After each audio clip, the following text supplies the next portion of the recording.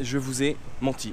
Buenos dias, los amigos, j'espère que vous allez bien. Aujourd'hui, nouvelle vidéo, nouvelle aventure, nouvelle journée, nouveau vlog. On est de retour ici à Buenos Aires pour continuer l'aventure argentine que j'avais entrecoupée avec les épisodes d'Uruguay que vous pourrez retrouver juste ici comme d'habitude. Donc hier, je suis rentré, j'avais commencé un vlog que je n'ai pas terminé. En fait, j'ai atterri chez de nouvelles personnes, des Colombiens qui m'hébergent ici, qui sont super sympas. Et hier, comme ils travaillaient, j'ai dû les attendre jusqu'à la fin de journée, etc. Donc au final, j'avais commencé à vlogger, mais j'ai interrompu. Et grosso modo, qu'est-ce qui s'est passé? C'est que hier, je suis parti de Colonia del Sacramento en Uruguay pour arriver à Buenos Aires. Et c'est la dernière personne qui m'a hébergé, vous savez, après la longue journée d'autostop que j'avais passé pour aller d'est en ouest en Uruguay. Le dernier conducteur m'avait donné le numéro d'un de ses amis qui m'avait hébergé à Colonia. Une histoire de dingue. Je vous conseille d'aller voir vraiment cette vidéo-là parce qu'elle déglingue de malade. Et cette personne-là, qui s'appelait Mariano, cerise sur le gâteau, travaillait pas très loin du port d'embarcation, m'avait déposé là-bas et j'ai pris le bateau et je suis revenu ici. Et après vous avoir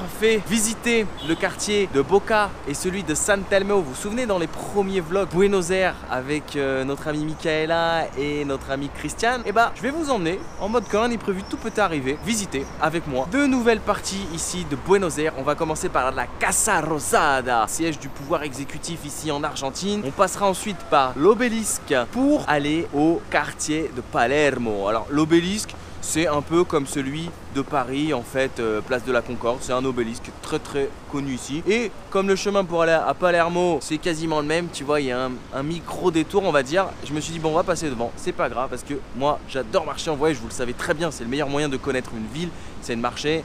Puis effectivement le retour, quand tu es un peu fatigué, que tu as bien marché 2-3 heures, tu le fais tranquillement en transport. Et là on commence la vue aujourd'hui d'ici. Regardez cette vidéo, c'est magnifique. On la commence d'ici, place du Congrès National à Buenos Aires, car mes amis qui m'hébergent colombiens ont leur appartement juste ici. Et ça fait vraiment trop plaisir de commencer d'un rooftop. Sur ce trêve de parlotte, on part en mode quand rien n'est prévu, tout peut arriver. Nouveau vlog, Buenos Aires, let's go. Alors l'Argentine c'est un pays qui a été influencé bien évidemment par les colons espagnols, mais aussi par l'immigration italienne. Les bâtiments ressemblent beaucoup à des bâtiments qu'on peut trouver en Italie ou bien en Espagne. Et moi ça me fait beaucoup penser à Madrid en fait. Regardez ça derrière moi. Vous avez vu, franchement c'est hyper joli. Et je vous ai dit, c'est pour ça que j'aime marcher et pas prendre que les transports en voyage, parce que ça permet de voir plein de trucs, de découvrir plein de trucs. Tu vas avoir un peu les yeux partout. C'est ça le voyage.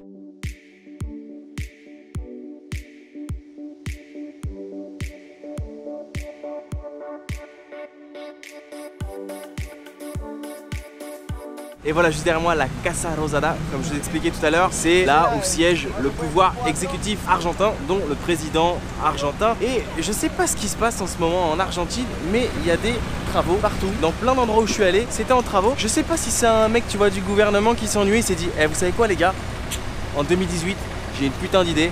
On va faire des travaux. Bref, allez, direction l'obélisque. Là, je marche et je suis un peu dans le Wall Street version Buenos Aires. Je vois plein de personnes habillées en costard, tu vois, hyper chic, etc. Et je pense que comme on n'est pas loin de la Casa Rosada, ça doit être un quartier, tu vois, assez stratégique, ce qui me paraîtrait logique. Et boum, je t'ai replacé une petite anecdote de voyage. Wall Street, New York, 2015. En voyage, souvent, je me dirige avec une petite carte. J'arrive à récupérer toujours une petite carte de la ville pour me diriger. Mais quand j'ai la chance d'avoir un peu de batterie sur mon téléphone, j'utilise mon application Maps.me qui me permet de me localiser et localiser les lieux où je veux aller. Et ce qui est drôle, c'est que l'application me faisait passer par un chemin, mais j'ai trouvé un petit raccourci qui passe par une galerie commerciale qui a l'air hyper sympa. Ça me permet, tu vois, de découvrir d'autres choses. C'est pour ça que je vous dis, c'est bien de marcher, c'est important parce que ça permet de découvrir des lieux qu'on n'aurait pas découvert si on avait fait tout ça en transport. Et là, je vais atterrir sur une rue qui a l'air méga commerciale. Attention, boum, je sais pas où je suis.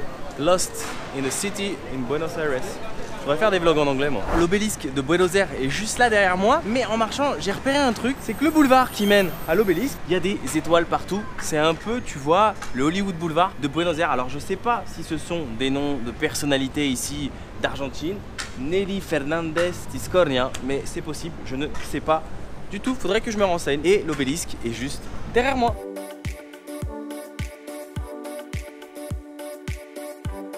Yes, on y est, derrière moi, l'obélisque de Buenos Aires. Et ça me fait beaucoup penser à celui de Paris, place de la Concorde. Je vous explique, c'est-à-dire que l'endroit est situé en plein carrefour comme ça, avec plein de routes qui s'entrecroisent et beaucoup de trafic. Mais ça me fait aussi penser au Washington Monument aux États-Unis, que j'avais visité d'ailleurs en 2015 et qui était totalement gratuit. Alors celui-là, je pense pas qu'on puisse le visiter. On continue la visite maintenant, direction le quartier de Palermo.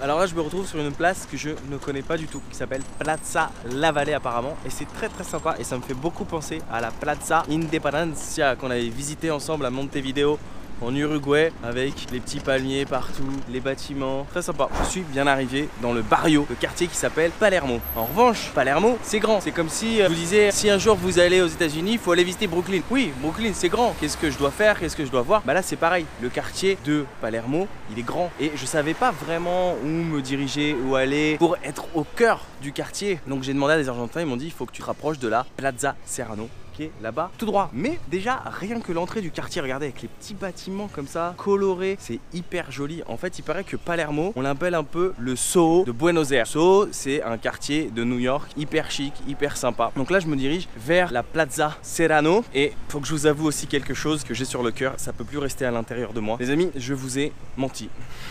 Je m'explique, c'est pas un gros mensonge, hein. J'ai pris le bus. En fait, j'ai mal évalué les distances et on est quasiment à la tombée de la nuit, et en sachant que je peux pas filmer pendant la nuit par manque de lumière, c'est très compliqué. J'ai choisi de terminer le trajet en bus. En fait, j'ai beaucoup marché, j'ai marché quasiment pendant 1h30 parce que j'ai fait les détours par l'obélisque, etc. Pour aller à Palermo, j'en avais encore quasiment pour 1h30 à pied.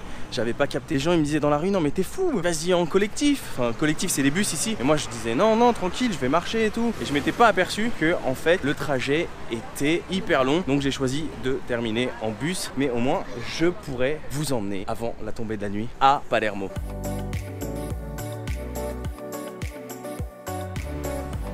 Bah voilà, ce que je redoutais le plus est arrivé la nuit. Alors ce quartier de Palermo, qu'est-ce que j'en pense pour avoir marché un petit peu autour de la Plaza Serrano? Bah c'est un quartier très sympa. C'est un peu le quartier so chic ici de Buenos Aires. C'est plein de petits restos, c'est plein de bars. L'architecture est, comme je vous ai dit, est différente. Les édifices sont, je trouve, un peu plus petits que dans les autres quartiers de Buenos Aires. Et comme c'est la fin de journée, bah, il est temps pour moi de vous laisser. Sur ce, j'espère que vous avez apprécié cette vidéo. Si c'est le cas, n'hésitez pas à mettre un petit like, ça fait toujours plaisir. À me rejoindre sur les réseaux sociaux pour suivre mes actualités. Facebook, Instagram, Twitter, c'est Benenco, Snapchat, c'est Benenco Snap. À vous abonner si ce n'est pas déjà fait. N'oubliez pas que j'ai déjà sorti plein de vidéos de mon aventure ici en Amérique du Sud. Il y a eu les vidéos du Brésil, les vidéos de l'Argentine juste avant, les vidéos de l'Uruguay. Je mettrai tout ici et voilà, l'aventure continue. Je n'ai rien prévu encore. Ce que je sais, c'est que je vais petit à petit me diriger vers le sud de l'Argentine pour aller en Patagonie. La Patagonie, très magnifique, il paraît. Tout le monde m'en a dit que du bien. Les amis, prenez soin de vous, n'oubliez pas de voyager, mais surtout n'oubliez pas que quand rien n'est prévu, tout peut arriver. Ah ciao, oui, même la nuit, je sais.